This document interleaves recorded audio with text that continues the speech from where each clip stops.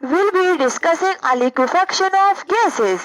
Gases को liquefy करने के लिए टू कंडीशंस का होना जरूरी है. These two conditions are pressure and temperature. In order to liquefy gases, temperature decrease करना जरूरी है, यानी टेम्परेचर कम करना और प्रेशर ज्यादा करना. मीन्स हाई प्रेशर का होना जरूरी है और लो टेम्परेचर का. लेकिन ऐसा क्यों है? लो टेम्परेचर और हाई प्रेशर ही क्यों? गैसेस को लिक्विफाई करने का मतलब है कि हमने उनके दरमियान अट्रैक्टिव फोर्सेस डेवलप करने हैं, यानी गैस मॉलिक्यूल्स ने एक दूसरे के करीब आना होगा. They should have low kinetic energy, यानी हमने उनकी काइनेटिक एनर्जी कम करनी है और साथ ही साथ उनके दरमियान मौजूद इंटरमॉलिक्यूलर डिस्टेंस को भी कम करना है. जब डिस्टेंसेस कम होंगे तभी गैस मॉलिक्यूल एक दूसरे के करीब आएंगे और उनके दरमियान अट्रैक्टिव फोर्सेस डेवलप होगी और गैसेस लिक्विफाई होंगे. यानी हम ये कह सकते हैं कि गैसेस की एनर्जी अगर हमने कम कर दी, मतलब उसकी काइनेटिक एनर्जी कम करना चाहते हैं, it means temperature should be decrease. इसलिए ये फाइनलाइज हो गया है कि टेम्परेचर कम करने का मतलब है कि उनकी काइनेटिक एनर्जी कम हो जाए. एंड सेकेंडली, प्रेशर हाई करने का फायदा ये होगा कि जैसे जैसे प्रेशर इंक्रीज किया जाएगा, गैस मॉलिक्यूल एक दूसरे के करीब आएंगे और अट्रैक्टिव फोर्सेस डेवलप करना आसान हो जाएगा. इसलिए अट्रैक्टिव फोर्सेस डोमिनेट करने लग जाएगी जैसे जैसे प्रेशर इंक्रीज होगा. गैस मॉलिक्यूल के दरमियान डिस्टेंस कम होगा. So in order to liquefy gases there should be decrease in temperature and increase in pressure. So those values of temperature and pressure at which gases can be liquefied are called their critical temperature and critical pressure. सबसे पहले हम देखते हैं कि critical temperature किसे कहते हैं. The temperature at which the substance can exist as a liquid is called its critical temperature, and it is denoted by capital T with the subscript C, that is Tc. Similarly critical temperature के साथ ही link है critical pressure, यानी इन दोनों का होना जरूरी है. यानी ये दोनों condition, that is increase pressure and decrease temperature होंगे तभी गैसेस लिक्विफाई होंगे. अब हम क्रिटिकल प्रेशर की डेफिनेशन पे भी जाते हैं. That is the corresponding pressure which is required to bring about liquefaction at this critical temperature is called critical pressure and is denoted by Pc. इसका मतलब है कि गैसेस का जो भी क्रिटिकल टेम्परेचर है, जब तक उसके साथ कॉरेस्पॉन्डिंग प्रेशर मौजूद नहीं है तब तक गैसेस लिक्विफाई नहीं होंगे.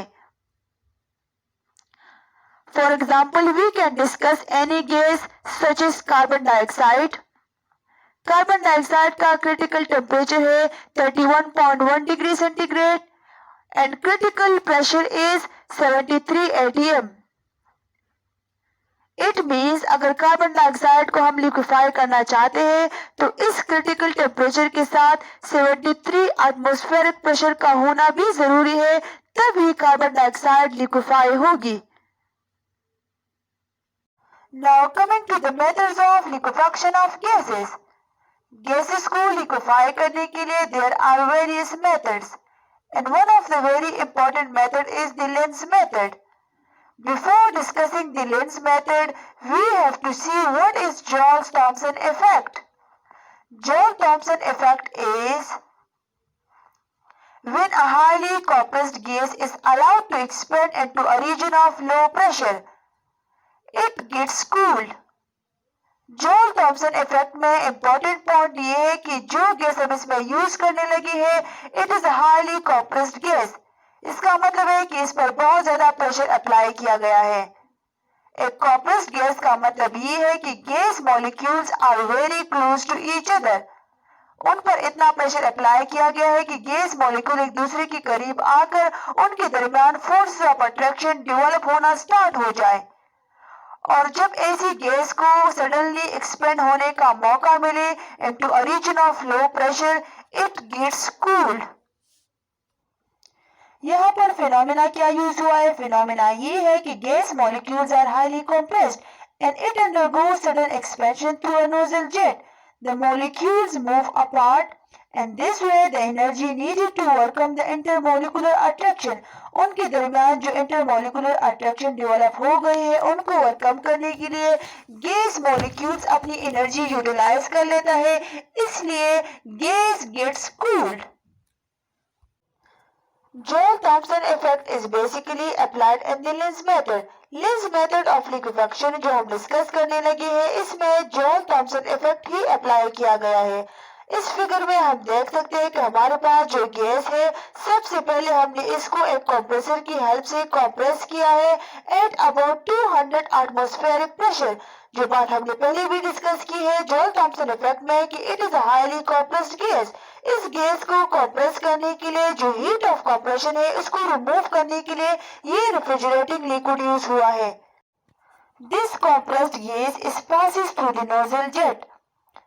अब इस नोजल जेट का स्पाइरल फॉर्म में होना क्यों जरूरी है? मकसद सिर्फ यही है कि gases are highly compressed. Gas molecules को बहुत ज्यादा कंप्रेस्ड फॉर्म में यानी उनको इतना करीब किया गया है कि अट्रैक्टिव फोर्सेस डेवलप होने लगी है और जब एक सडन एक्सपेंशन होगी so these gas molecule will expand in a region of low pressure that is 1 atmospheric pressure. और इस सडन एक्सपेंशन की वजह से द एरिया गेट्स कूल्ड। और इस डायग्राम में हम देख सकते हैं कि ये एक साइकिल टाइप का प्रोसेस है कि फिर से एयर यहाँ से जा रही है और दोबारा से एयर कंप्रेस हो रही है and this process goes on and this is the lens method of liquefaction of gases. इस मेथड के थ्रू हम गैसेस को लिक्विफाई कर सकते हैं।